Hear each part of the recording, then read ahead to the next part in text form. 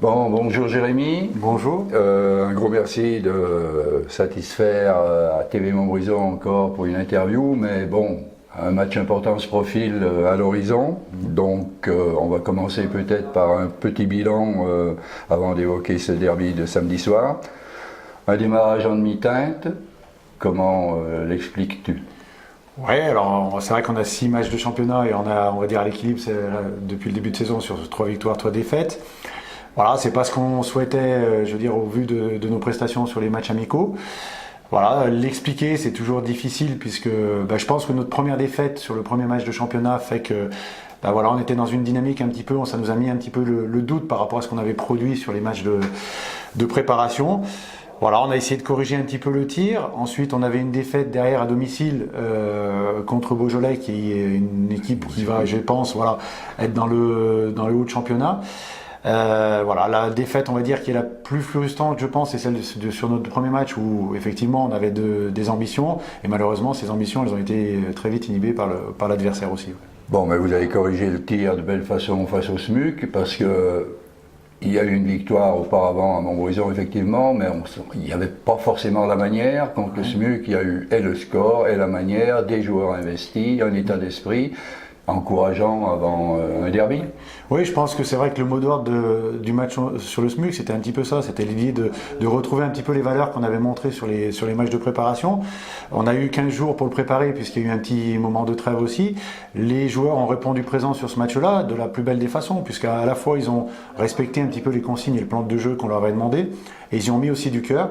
Et avec ce plan de jeu et du cœur, on a eu de l'adresse qui fait que voilà, on a pu faire une vraie différence par rapport au SMUC, qui reste une équipe qui était aussi difficile à manœuvrer. Puis c'était un match que voilà, que je craignais aussi parce que c'est une équipe qui était jeune, qui avait beaucoup d'allant et qui jouait d'une manière très libérée.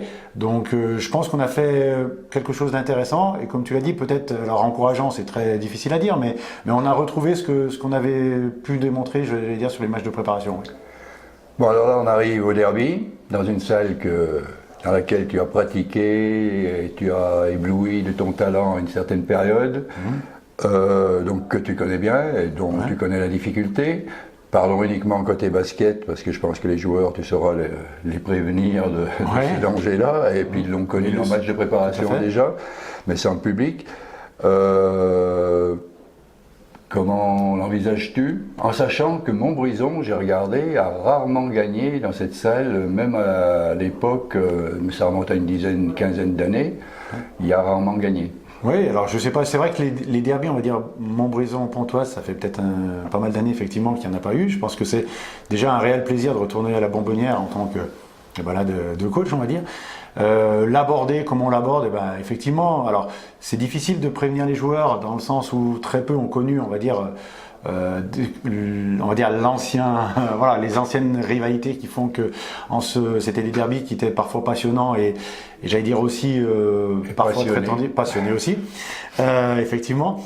Et c'est vrai que là, nous on l'a préparé d'une manière, on va dire, comme un match normal, un match classique. Et c'est vrai que je vais bien insister notamment par rapport à la situation, l'ambiance de la salle, le fait que ce soit un terrain qui soit petit aussi. Donc ça change un petit peu nos repères aussi dans le jeu.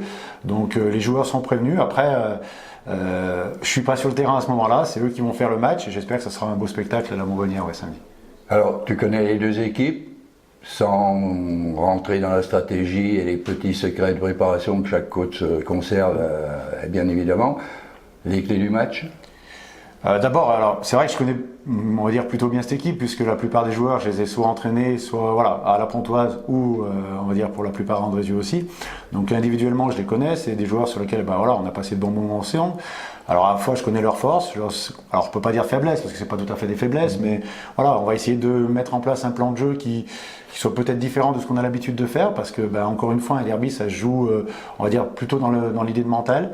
L'ambiance sera voilà, bouillonnante, je pense, à la Bonbonnière.